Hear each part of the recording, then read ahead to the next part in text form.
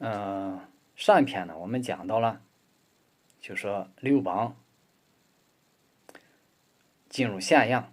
啊，同这个关内的百姓约法三章，同时呢，率兵这个退出咸阳，这个进驻巴上，在巴上驻军。那么这个时候呢，这个北路军，也就是说宋义、项羽他们率领的这路人马呢，也已经结束了巨鹿之战。那么巨鹿之战的这个结果呢，是以这个楚国起义联军取得大胜，歼灭秦军主力40万而终结啊。那么宋义、项羽在这一之战，在这个巨鹿之战，这个斩杀了秦军这个大将王离，收复了秦军大将张合，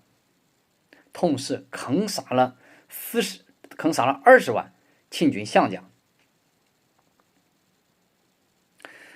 在这个巨鹿之战的过程中啊，还发生了一件非常重要的一个事情，就是项羽私自斩杀了楚国起义联军主帅宋义，自命为上将军，统筹各路诸侯联马啊，各路诸侯的这个联军的这个人马。这个时候，这个刘邦入驻咸阳啊，这个消息呢，已经传到了这个项羽的军中。那么项羽呢，也是这快马加鞭啊，星夜疾驰，来到了函谷关外。那么函谷关啊，在这个秦国统一六国之前，这是秦国抵御六国联军的最重要的一道防线，易守难攻。那么当然这个时候呢，这个函谷关已经是被这个刘邦的军队所接管了啊，所以呢，这个项王的部队啊，非常顺利的进入了这个函谷关啊，进函谷关，在函谷关和萧关啊这一带屯兵，一共40多万人。当项羽听说刘邦这个进入咸阳，自立为关中王啊，并且想将这个秦王子婴作为相啊，就是相国啊，这个珍宝呢悉数据为己有。这种情况下，他呢下定决心要怎么样？要弄死刘邦。而这个时候呢，咱们上一节呢也讲了啊，这个他的叔叔项伯就把这个事情呢告诉了张良。那么张良呢又告诉了这个刘邦。在这个时候，刘邦啊，在这个《史记·高祖本纪》中啊，有这么一段对刘邦的一个描写啊，他是这么说的，就说呢，沛公善假力，以为战争之胜负啊，不在兵之利，战之善，而在人和。这是《史记·高祖本纪》对刘邦的一段描写。那么你通过这段话可以看出来，刘邦这个人他的一个政治高度啊，他的一个智慧。说咱们前面说到这个项羽在这个取得巨鹿之战胜利之后啊，因为章邯呢当时率领了20万秦军的这个主力投降了这个项羽，但是项羽呢在接受章邯投降之后，居然又下令将20万秦军降军击杀。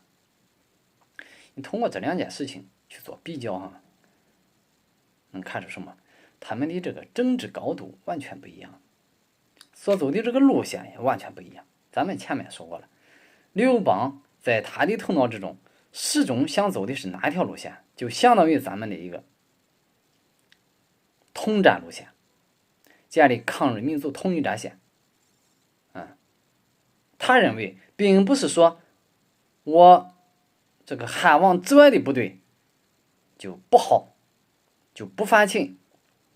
啊，而是他认为你只要是真心反秦的啊，你都可以干什么？站到人民这边来啊，站到我这边来，团结一切可以团结的力量。那么也就是咱们后来的是吧？团结工人、农民、手工业者、这个小资产阶级和民族资产阶级啊，相当于这么一条统战路线。这是刘邦的一个政治高度，这是和项羽不同的地方。那么项羽率领军队这个屯兵这个函谷关和潼关啊，这一个地区啊，然后呢，就通知刘邦啊，通知刘邦呢，就说这个过来聚聚啊，过来拉拉。这时候呢，张良啊给他出的一个策略呢，就说要去啊，去了之后干什么呢？请罪呀，真心实意的请罪，要让项王打消自己这个顾虑，只有这个样子才能保住自己一条命。好，那么呢，刘邦带着张良，带着樊哙，就带这么2个人，就去了项羽设宴的地方，也就是咱们众所周知的鸿门之夜。鸿门设宴的地点是在哪里呢？就是在咱们现在的这个西安市临潼区新丰镇鸿门堡村，在这个地方。那么这个设宴的地点呢，跟这个秦始皇兵马俑啊，它的这个直线距离不过3公里，距离非常近。这就说带领张良和这个樊哙啊赴鸿门之宴。那么鸿门宴呢，也是被后来的史学家称为千古第一宴。一宴定乾坤，一宴扭转乾坤。那么在这个宴会上啊，也出现了咱们非常熟悉的这一幕啊，这个范增呢祭祀要这个就是暗示项王啊，抓紧把刘邦弄死。但是项王呢迟迟不下这个决心，迟迟没有动作啊。后来呢，这个范增让这个项羽的堂弟项庄在宴会上舞剑助兴啊，实际呢是要找机会干掉刘邦。而这个时候呢，项伯啊又起来呢来阻挡这个项伯阻挡这个项庄。那么项伯这个人呢，咱们上一节呢也已经做了一个评论啊，这里就不再多讲了。那么也说在这个宴会上啊，通过项伯啊，通过樊哙的结尾，那么刘邦呢是非常不容易的啊，借着这个上厕所尿遁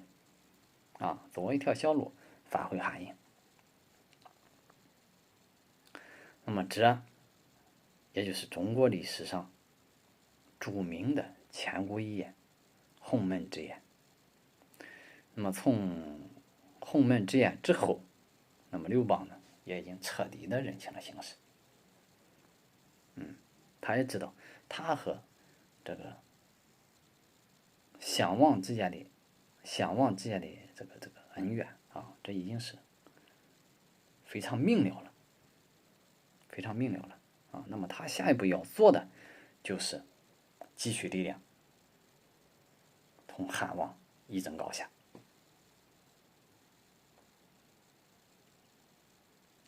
那么今天中午呢，这个媳妇呢做了2个菜啊，弄了一个夫妻肺片，炖了一个排骨啊，我也是喝了2杯啊，自己前做了2杯啊，正好呢讲到了这个鸿门宴啊这一节。本来拍这个视频呢，就是想自娱自乐，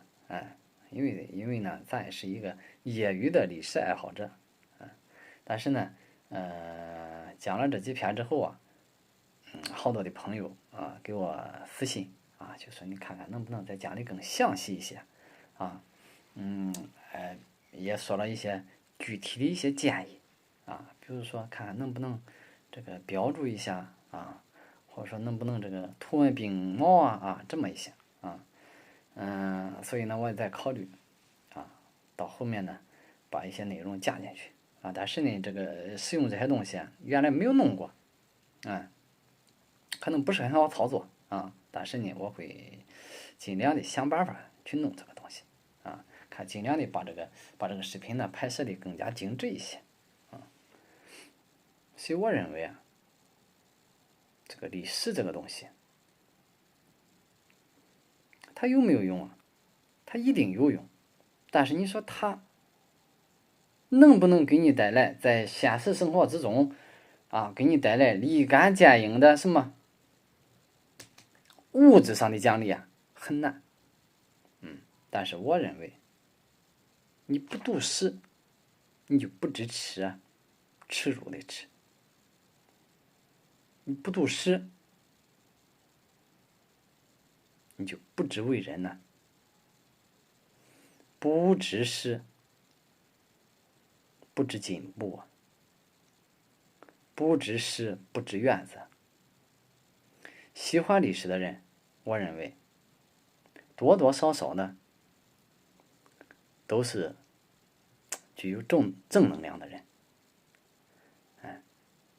也希望咱各位朋友都是具有正能量的人。谢谢。